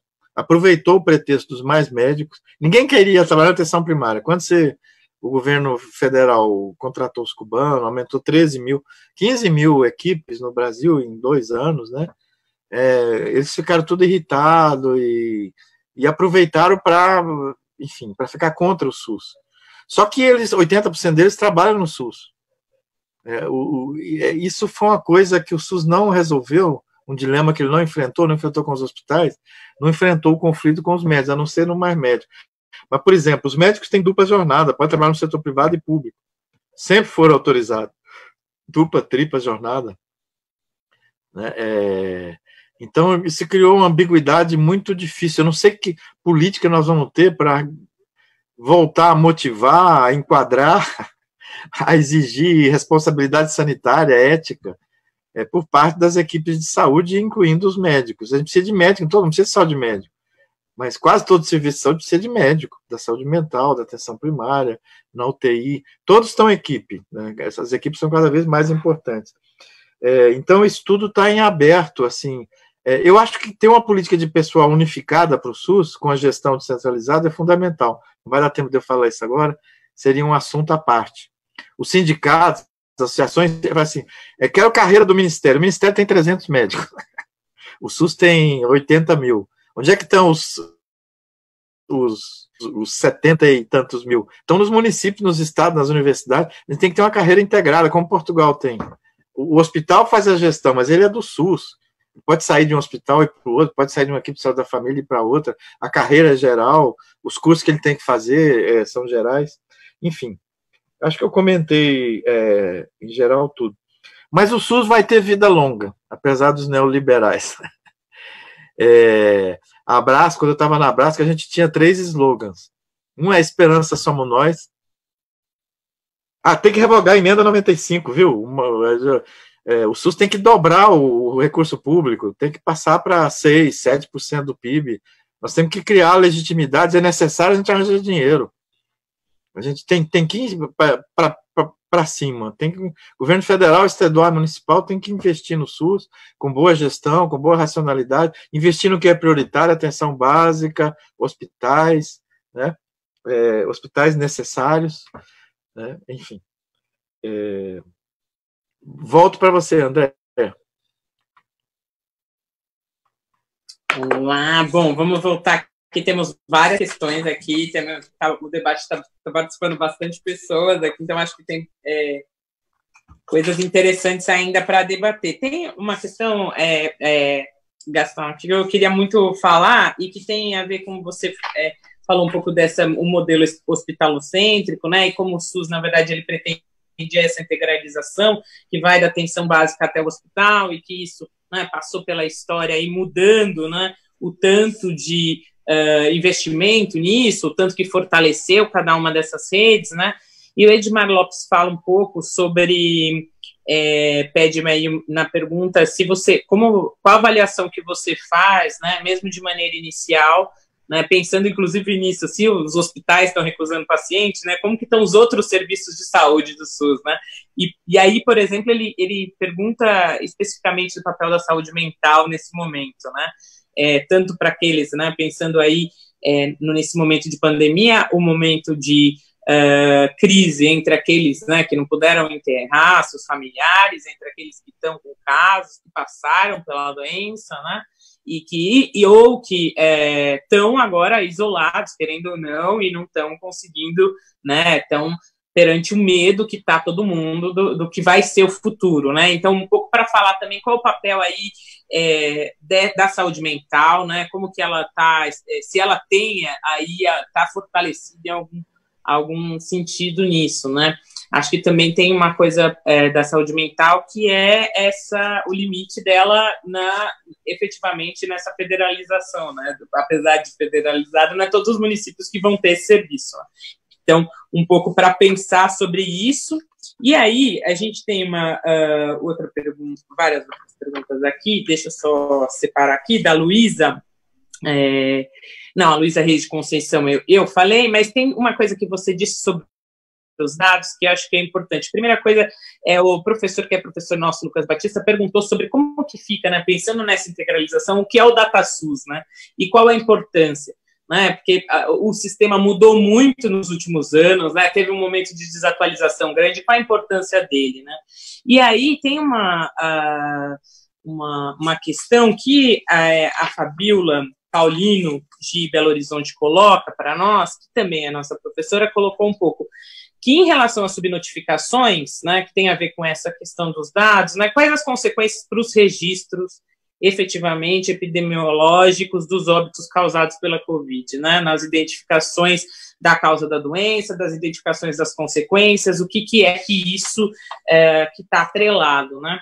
Tem uma ainda, deixa eu ver aqui se está relacionada, sim, que a pessoa fala um pouco para você comentar também da questão da vigilância sanitária e do papel dela na crise, né, e também dentro do SUS, né, que é geralmente uma parte do SUS que é esquecida, mas que também, que se a gente for ver como a China enfrentou a crise, né, e como outros países, né, eles passaram por esse momento da vigilância sanitária das ruas, de desinfecção das ruas, né, e que se o SUS tem condições de fazer isso, qual é o papel disso, né, o que está por trás aí da vigilância sanitária e como é que isso pode efetivamente se tornar uma política para ser praticada agora no meio da pandemia, né? Eu acho que eu vou ficar com essas questões e libero para você e a gente volta para uma outra rodada.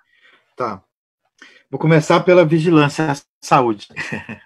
A gente fala na rede, fala em atenção básica, hospital, urgência, SAMU e tal, mas faz parte da rede, chama vigilância à saúde, que é a antiga saúde pública, que fica dentro do SUS. Toda vez que a gente tem uma epidemia, dengue, inclusive das doenças crônicas, o sobrepeso, a obesidade está crescendo, o SUS tem uma área em cada município, principalmente dos médios e no estado, que chama vigilância à saúde. Dentro da vigilância à saúde, a gente tem a epidemiológica, que cuida das epidemias, das notificações, dos bloqueios, de ir na casa das pessoas, né? E a sanitária. A sanitária no Brasil é a Anvisa, a Agência de Vigilância à Saúde, que faz o controle em prol do usuário, em prol da população, do ser humano, né? Não é dos consumidores somente, é do ser humano, de medicamentos, do meio ambiente, de alimentos, uso de produtos químicos, etc. A vigilância à saúde, não sei se vocês notaram, junto com o SUS apareceu a vigilância à saúde. O herói do ministério é o Anderson, lá de jalequinho do SUS, lá, é enfermeiro, negro. Então, assim, era muito simbólico. Ou seja, então você tem uma assunção da vigilância à saúde, né, aqui no estado de São Paulo, aquele comitê de crise é o pessoal da vigilância à saúde, que tenha os dados, que inclui infectologistas, epidemiologistas, sanitaristas, veterinários, multiprofissional, e que está encarregado das ações coletivas. Eu acho muito importante. Por exemplo, aí é o silêncio, a vigilância de saúde, quando funciona, a gente não percebe. Eu falei da epidemia de meningite que a gente teve no final dos anos 70, começo dos anos 80. Por que não tem mais epidemia de meningite? Em parte para a vacina, mas antes da vacina, porque se montou um sistema de vigilância epidemiológica, cada caso de meningite é notificado, né? Vai uma equipe fazer a gente chama o rastreamento, vai na casa da pessoa, é uma criança, ela está na creche, na turma, todo mundo que convive com essa criança, na creche, etc., vai ter um tratamento preventivo de antibiótico terapia, a gente tem, para meningite. Né? Se está no trabalho, se é um adulto, vai no setor da empresa com quem ele conviveu, tem um número de horas. Esse trabalho é feito pela atenção primária, pelas agentes de saúde comunitária, integrado com a vigilância à saúde em rede, que são organismos mais centrais de sanitaristas. Então, a vigilância à saúde é muito importante. Tá? E a sanitária é um pedaço dela. O governo federal, e o presidente Bolsonaro, é inimigo radical da vigilância sanitária, quer liberar agrotóxico. Os empresários, em geral, coloca o interesse econômico antes da vida, da prudência, dos princípios de prudência, etc. E tal. Essa subnotificação, quando a gente é crítico ao governo, a gente acha que tudo é intencional, né? As tais teorias conspirativas. No começo, eu achava que a divergência entre as mortes por síndrome respiratória aguda grave e a notificação do Covid-19 era tão grande que eu achava que era má intenção dos governadores. Mas está o pessoal da vigilância junto, não é má intenção, é incapacidade gerencial que está ligada com a outra pergunta, o DataSUS, inclusive. E ligado aos hospitais. A maioria dos hospitais não notifica. Os hospitais privados não notificam. Esse hospital famoso, onde começou a epidemia em São Paulo, privado, famoso negativamente, que morreu uma série de idosos, está fazendo uma pesquisa de cloroquina sem autorização ética, tudo errado. Descobriram as mortes depois. O cara não notifica, eles não notificaram nenhuma das, não lembro, 12, 13, 14. Isso não é uma exceção, né? Muito, ou seja, não é deliberado. Interessa ao Ministério da Saúde, aos negacionistas, subestimar o dano que a epidemia causa, a mortalidade, a internação, mal-estar, interessa a eles. Mas o SUS não consegue, mesmo as pessoas envolvidas, e não consegue, aí tem a ver com o DataSUS. DataSUS, para quem não sabe, é o departamento do SUS, do Ministério da Saúde, encarregado da informatização. Vocês conhecem a metáfora lá bíblica da Torre de Babel? Estou rindo para não chorar. A gente tem no SUS 382, eu estou inventando aqui um número, pode ser 440, ou seja, tem uma infinidade de aplicativos, de programa que não falam um com o outro. A vigilância à saúde de um estado tem um, da outra tem outro. Nenhum conversa com os outros. Já se gastou bilhões de reais com cartão SUS, com não sei o quê, e o SUS não é informatizado igual é o Banco do Brasil até hoje. Cada um não tem o seu cartão. Esses outros países todos têm prontuário eletrônico, todos os países, inclusive o país Argélia, que tem um SUS também, um SUS, Sistema Nacional de Saúde, Portugal, né, e todos os dados saem dos prontuários eletrônicos. Tem um pedaço do prontuário que o paciente olha que é dele, tem um que é o médico de confiança dele, tem um que é a sua área de saúde mental, ou seja, isso é um atraso no SUS, eu estou pondo a mão na cabeça, e é problema de gestão. Sabe por que isso? É a área pública onde o controle das sacanagens, da corrupção é mais difícil. Você faz uma licitação, qual é o aplicativo melhor? E com a fragmentação, né, e a gente, quando eu estive no Ministério 2 anos, eu descobri que tem vários ministérios da saúde, nem o Ministério da Saúde é único. A vigilância à saúde não fala com a área hospitalar, que não fala com a atenção primária, que um tem um programa de informatização, o outro tem outro, e aí os estados, dentro dos estados é fragmentado. Então, é um grau de fragmentação, de negociação assustador. Quando eu fiquei lá, tinha 3 meses, eu pedi ao presidente da República na época, que era o senhor Lula, para demitir por propostas canalhas. Chegou para mim e propôs que eu comprasse um programa fora de licitação, que o SUS não precisava. A gente fazia a ata das audiências, eu peguei, assina a ata, que eu tinha um chefe de gabinete que ficava ajudando, eu falei, assina a ata. Eu não vou assinar essa porcaria. Eu falei, eu vou levar isso aqui para o presidente e para o ministro da Saúde, eu quero você fora daqui, eu não quero te ver mais nunca. Você que está enganado, eu que vou te fuder, ele me falou, né? Eu fiquei, ele saiu, o presidente demitiu o cara. Quando ele viu que ia se demitir, ele falou, eu tenho filho. Eu falei, tenho filho, não seja canalha. Tem filho, se preocupa com o seu emprego. No DataSUS, era o presidente indicado pelo DataSUS do novo governo. Com 2 meses de governo, chegou me propondo essas canalices. Comprou um aplicativo, 200 milhões de reais, que ninguém queria, ninguém servia para nada. Então, esse caso, com certeza, não é uma exceção. Então, tem muito profissional competente, tem engenheiro, tem o pessoal de inteligência artificial, o SUS, né? Tem parcerias interessantes com universidades, com grupos de pesquisa, e a gente não consegue implementar. No NHS foi muito difícil informatizar, porque já era um sistema grande, tiveram que fazer os tradutores, né? Pegar os aplicativos diferentes e fazer aplicativo de um conversar com o outro, porque senão não conseguia informatizar. Cada hospital tinha um, cada região tinha um diferente, cada área tinha um diferente. Me entusiasmei. Saúde mental. Na epidemia, a saúde mental é fundamental, tanto para as pessoas que ficam em quarentena, trancadas em casa, feito louco, quanto para os profissionais de saúde que estão lá enfrentando o risco todo dia, né? Com pouca EPI, com gestor perverso, maluco, que não segue os protocolos, com autoritarismo, com falta de recursos, enfim. É muito bom. Então, o pessoal da saúde mental está fazendo muito grupos de apoio aos profissionais de saúde, a familiares de usuários, mas, ao mesmo tempo, todos os serviços de saúde mudaram a sua rotina. A saúde mental suspendeu os grupos, suspendeu visita domiciliar por problemas de saúde mental, mantém o acompanhamento, de preferência por telefone saúde à distância, dos casos graves. As agentes de saúde levam a medicação para quem precisa, ao invés de entregar para 15 dias, um mês, integra para 2 meses, ou seja, há uma dificuldade de seguir com as atividades de saúde mental. Tá? Eu não falei nada, mas não vai dar tempo, eu fico com vergonha do Marcelo, viu? Marcelo, eu vi.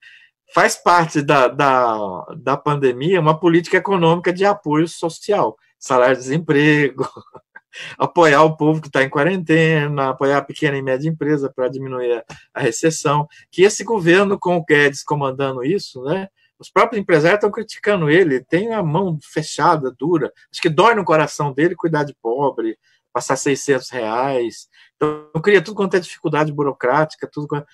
Hoje eu descobri que os músicos não podem receber os R$600 que o presidente vetou, né? Enfim, voltando, André. Bom, acho que aqui a gente começa a nossa última sessão de perguntas. Eu agradeço a todo mundo que está acompanhando e as muitas perguntas, né?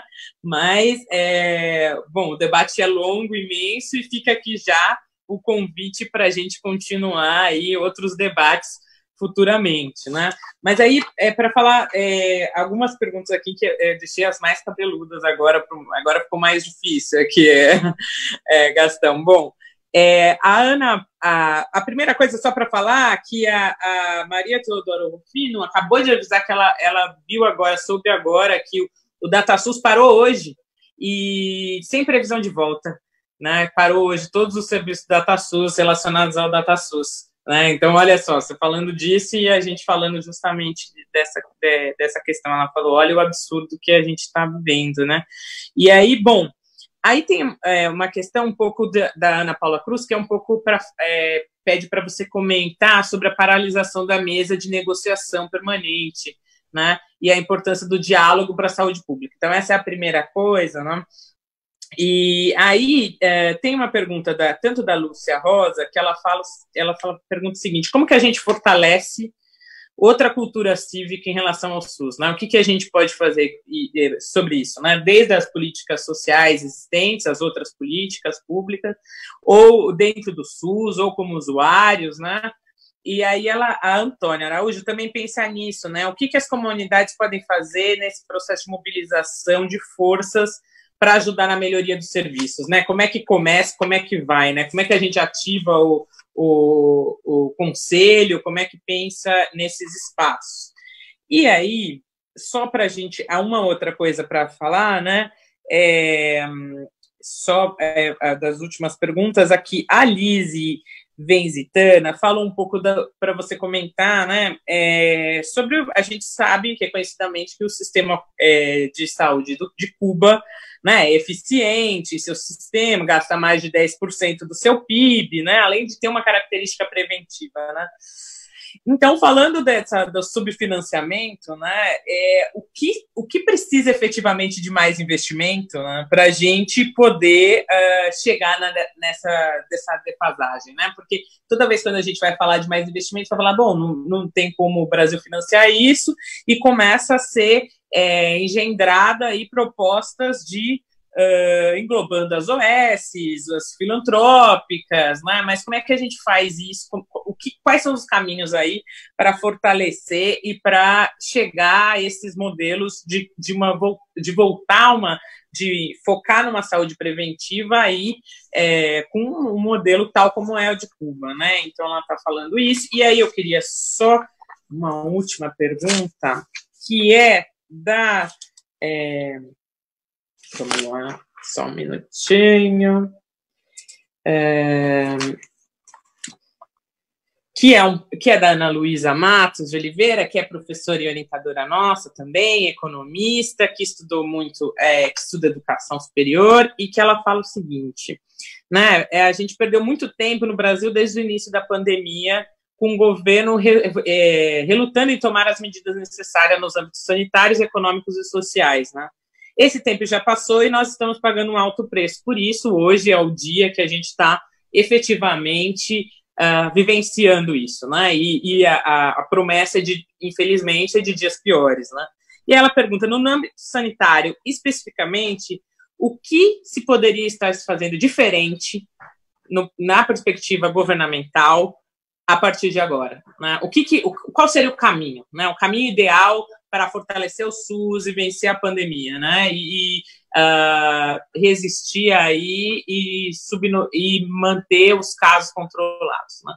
Eu acho que é isso, acho que a gente ficou aqui com as principais perguntas, desculpa aqueles que eu não fiz as perguntas, mas nosso tempo é limitado, voltamos aqui, vamos deixar o Gastão responder, e depois a gente faz um fechamento. Marcelo, você quer acrescentar? Senão a gente fica para o fechamento. Vai deixar para o fechamento. O fechamento do DataSUS, a gente critica aquela análise que eu fiz da informatização do SUS, o principal responsável não é o DataSUS pelo insucesso. E aí, como não funciona, a proposta liberal é privatizar o DataSUS, né? Sempre querem, para quê? Para contratar as empresas dos amigos, etc, etc. Não como complementar ao DataSUS, mas para substituir o DataSUS, né? Mesmo negociação permanente não precisava ser interrompida, se faz como nós estamos fazendo, por internet. Tá? Negocia, põe de um lado de um lado do outro. É gestão perversa, autoritária, aproveita para dificultar a vida, né? E agora está tendo muito conflito trabalhista, de EPI, de salário, de plantão, de risco, enfim, está um inferno, né? Quer dizer, um inferno, enfim, tá difícil. Não sei como é o inferno, mas está difícil. Então não tem que interromper, não precisa interromper. Como o Conselho Nacional de Saúde, que eu falei, nosso lado, controle social, tem que parar de reunir. Pelo contrário, tem que aumentar as reuniões com os estados, com as lideranças do movimento popular de saúde, sindical, etc. Cultura cívica para botar o SUS para dentro. Tem que trocar o povo. Estou brincando. Mentira. Isso é uma piada trágica, né? Que você não gosta do Brasil, então troca o povo. Não, isso tinha muito na saúde, que a gente fala, os médicos aqui são muito ruins, são conservadores, não têm responsabilidade sanitária. Aí a gente falava, troca os médicos, vai em Cuba e traz todos, né? Em alguma medida Isso acabou acontecendo. Parecia uma piada, né? Assim, fantástica, do realismo fantástico, e acabou acontecendo, né? Mas, enfim, essa cultura cívica do SUS, acho que a gente tem que trabalhar a valorização das políticas públicas. Não dá para valorizar o SUS sem a escola fundamental, sem o ensino médio, sem estimular os alunos, os estudantes, os pais, as comunidades onde tem escola. Eu acho que está ligada a essa luta, né, a luta contra a violência, pela segurança pública, não na guerra, né, a guerra contra o narcotráfico, mas a política de segurança pública, enfim, diminuir a violência no trânsito, de assassinato, de armas. Ou seja, então acho que a gente tem que fazer a luta pela cidadania, contra o racismo, contra o patrimonialismo, o patriarcado, contra o patrimonialismo também, né? Enfim, agora, essa cultura cívica, ela depende da gente falar dos problemas.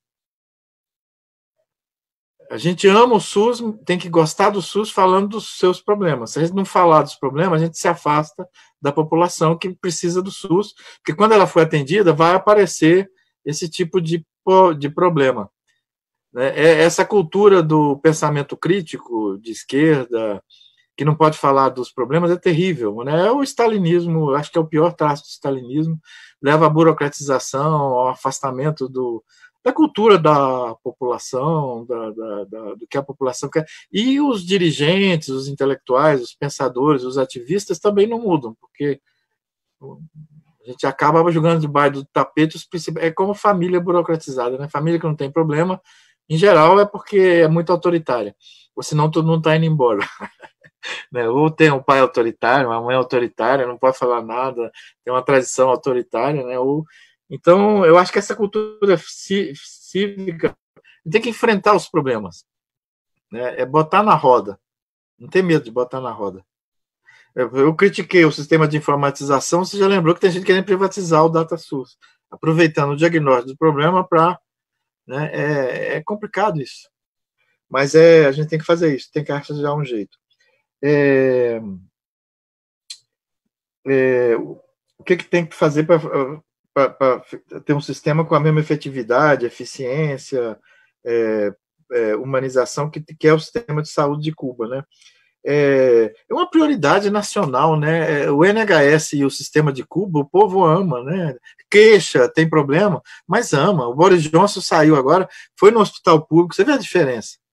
Ele foi no hospital do NHS, ele não foi para os privados chiques, né? Ele foi para o NHS, sai, ele agradece, teve que engolir sapo e agradecer os estrangeiros que cuidaram ele, né? Acho que uma portuguesa e uma neozelandesa que cuidou dele, ele xenófobo, de um partido xenófobo, do Brexit, né? Vai lá e cura e sai curado, né? O ministro conservador anterior morreu, a filha dele que tinha uma doença crônica grave, no enterro ele faz um discurso de homenagem ao NHS. Então, a gente tem que estimular as pessoas a respeitar os trabalhadores, fazer uma campanha, sabe? Não aceitar o assédio, a burocratização, o desrespeito, né? Mas respeitar as dificuldades, ter paciência, saber que na saúde fila não é lei, o risco é que é a lei principal, é a fila, mas primeiro, então, quem está grave, quem está doendo muito, vai passar na frente dos outros, enfim.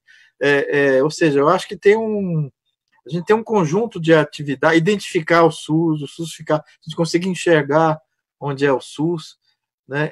E se sentir autorizado e fazer parte da cidadania, cobrar dos nossos dirigentes, né? Todo lugar que eu vou, em periferia, em movimento social, eu falo, não vota em vereador contra o SUS, pergunta. Não vota em deputado que não for a favor do SUS.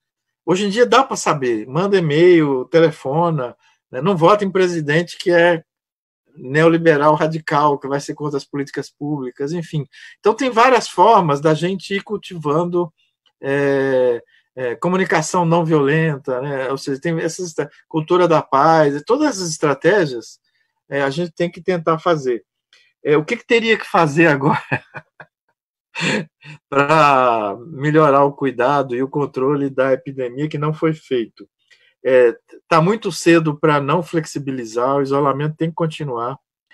Apesar de todas as dificuldades que a gente teve, falta de coordenação do governo federal, a iniciativa da maioria dos estados de fazer um isolamento importante está diminuindo, achatou a tal curva, está diminuindo, né, apesar de ter 90 e tantos por cento em São Paulo de leito de UTI cheio, etc., etc., a gente está tendo muito menos casos do que, apesar da subnotificação, mesmo fazendo a correção de 7 a 8 vezes mais casos, de 2 vezes mais mortes do que está registrado, né? Eu acho que a principal arma nossa até agora tem sido a subnotificação. A epidemia, nós não usamos a rede próxima à população, que é a rede de atenção básica, de pronto atendimento e de urgência, para fazer avaliação de risco, atender as pessoas no dia que elas precisarem, com segurança, procurar a gente com máscara, quem não puder pedir para fazer visita, né? E toda a equipe do pronto atendimento, do urgência, achar que tem que internar, o hospital tem que estar com a porta aberta para esse caminho e precisa ter transporte público, transporte do SUS, para levar essas pessoas. Isso não está sendo feito. A gente precisa aumentar a testagem, não como fez Brasília. Os primeiros testes que chegaram, botaram lá para a classe média, não adianta nada. A não ser para dar tranquilidade para quem fez o teste. O teste tem que ser feito, tem que estar nesses locais que eu estou falando. No pronto-socorro, na UPA, na unidade básica, na visita e em todo o hospital. A gente tem um monte de hospital que interna coronavírus que até hoje está sem teste. Por isso que tem que dobrar os casos, né, no setor público. A gente tem que fazer a gestão, a regulação do setor privado. É um absurdo a gente ter cidades como Manaus e não estar usando as UTIs privadas, não só UTI, os leitos privados, a capacidade de internação privada, os laboratórios privados para fazer o teste. Então, a gente tinha que experimentar o SUS como gestor de toda a rede de saúde, não só do SUS, porque o saúde suplementar não é SUS, né? Mas isso está na Constituição, o Superior Tribunal já autorizou. Então, essas medidas eu acho que teria que fazer. E tem algumas outras que têm uma viabilidade menor. Uma é trocar o presidente o mais rápido possível. A segunda é trocar o ministro da Saúde o mais rápido possível. Ele só fala em saúde suplementar, ele só fala número, não diz o que vai. Está lá para enrolar, está lá para deixar a epidemia correr, está lá para deixar os estados sozinhos, está lá para não conseguir respirador, está lá para não divulgar os dados. O informe levava 1 hora dos dados, agora hoje eu ouvi o próprio do Anderson, lá teve 3 minutos, 5 minutos, para esclarecer a população, para explicar para nós o que está acontecendo, não por fake news, ou mesmo na imprensa que a gente confia, não confia, né? A instituição prestando conta. Então, essas 2 últimas medidas, eu acho que são mais difíceis, mas, olha, um presidente da República negacionista, anti-SUS, insensível à morte. Hoje perguntaram para ele sobre o recorde de morte, né? Como é que ele falou? E daí? Eu sou Messias, mas não faço milagre. É uma insensibilidade humana. Esse cara é o presidente da República. E ele põe um ministro da Saúde que nunca entrou no SUS, e um vice-ministro da Saúde que mexeu com logística militar a vida inteira. Sabe? E está lá para calar a vigilância à saúde, para abafar, para não criar rede. Eu estou me desabafando aqui, né? Mas é isso. Então, eu acho que todas as medidas precisariam ser feitas. As de saúde eu apontei primeiro. Melhorar as políticas sociais. Esses 600, R$ 1.200, chegar em 40, 50 milhões de pessoas, sem burocracia, sem rápida, garantir o emprego do pessoal que tem carteira, que tem CLT. Portugal tomou medidas, fazer subfinanciamento, negociar, e não ficar, cada vez que você fala com o Guedes, ele fala, é mal, né? Eu vou ajudar os estados, mas tem que congelar salário de servidor. O cara não consegue pensar em políticas sociais, em solidariedade, né? Então, é um trio lá, o trio presidente, o ministro da Saúde e da Economia, que atrapalha muito o enfrentamento da epidemia. Cria muita ambiguidade, cria um discurso ambíguo. E aí, com a agonia dos empresários, do comércio, que realmente teve a sua rentabilidade diminuída, né? Mais esse monte de autônomo, e se cria um caldo de cultura para pressionar, para flexibilizar, né? Hoje sai a notícia do crescimento do número de casos no simbólico Blumenau lá, que teve o happening do shopping. 10 dias depois, eles tinham 100 e poucos casos, já estão com 1.000 casos, eu não me lembro agora de cabeça, que é tanto dado que eu vi ao longo do dia, né? Mas assim, muito pouco tempo, e um lugar que teoricamente diziam, como não tem teste, que o vírus não estava circulando, o povo estava em quarentena, né? Então a quarentena tem que ser feita. E a gente, se tivesse governo federal, fazia quarentena regional, que é proibir carro particular circular, ir para a praia, ir para o interior do estado de São Paulo, para o sul de Minas, de um estado para o outro. Os epicentros da epidemia têm que ficar isolados, só passar transporte para alimento, para os produtos que precisa cortar voo doméstico, ônibus interurbano diminuir radicalmente, justificar um motivo. Essa medida da quarentena, né, que a Itália fez, que a China fez, que vários países fizeram, nós não fizemos aqui porque o município não consegue fazer. Alguns tentam ainda, mas não tem efetividade. Então, a chance da gente ir tendo picos um atrás do outro, São Paulo está no nível mais avançado de exponencial da epidemia. Agora, se Santa Catarina abre, vai devagar lá. Depois o interior de São Paulo, Ribeirão, Campinas. O sul da Bahia foi primeiro o grande Salvador, agora está o sul da Bahia com uma expansão do número de casos, com uma capacidade instalada do SUS muito menor do que a região metropolitana de Salvador, e Rio e São Paulo, enfim. No Amazonas, a mesma coisa, tem que isolar Manaus, tem metade da população, proteger as populações indígenas. Então, essa quarentena chamada regional, territorial, no Brasil a gente não fez isso. Então, isso complica a nossa situação bastante. Agora, só não estamos pior porque, felizmente, os estados, os municípios, a vigilância à saúde, os epidemiologistas, sanitaristas, pneumologistas, enfermeiras que foram para a mídia teve que abrir espaço para a gente falar, convenceu a população que não era uma gripe, que é uma epidemia grave, e chega de falar. Gente, muito obrigado. Obrigado, Marcelo. Obrigado, Andréa. Obrigada, Gastão. Bom, acho que a gente fica por aqui mesmo, foi ótimo, espero que vocês tenham gostado, vocês que assistiram, acompanharam a gente pelo Facebook e pelo YouTube, e aí passo a palavra aí, Gastão e Marcelo, para se despedirem, por favor. Eu queria agradecer muito o Gastão, muito bom ouvir, sempre muito bom ouvir o Gastão. O Gastão é uma referência muito importante, eu acho, para todos nós que lidamos com o tema da política pública. Acho que é um exemplo do que a gente aqui no nosso curso, Gastão, a gente tem como objetivo, inspiração para o nosso curso. Os nossos alunos, 80% deles são gestores, trabalham ou nas prefeituras, governos de estado, governo federal, e também em movimentos sociais, então tem uma relação muito grande com a gestão pública, das políticas públicas.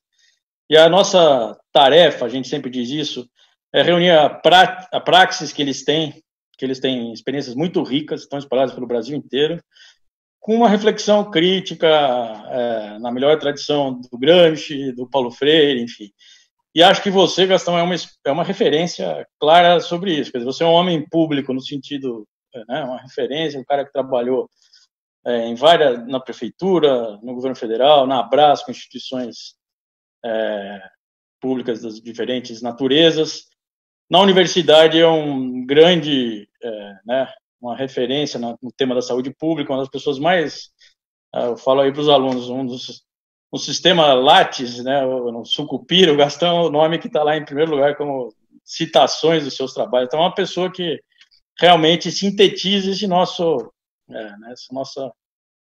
o que a gente busca estimular nos nossos alunos é construir experiências de vida como a sua. Então, foi muito bom te ouvir, fico muito feliz.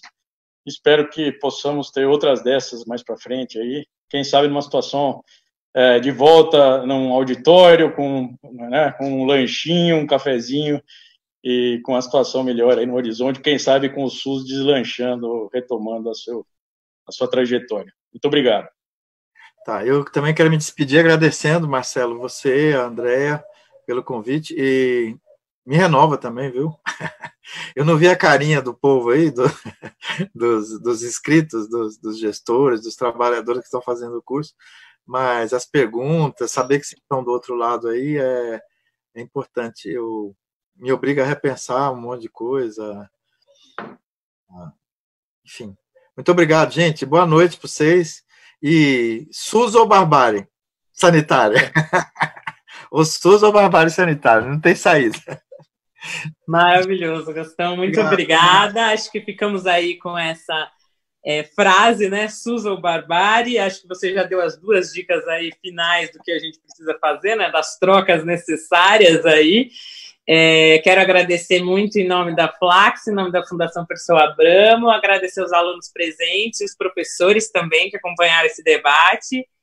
Acho que a gente teve aqui eu não sei, depois a gente vai atualizar os números, mas a gente teve com certeza mais de 150 pessoas que acompanharam.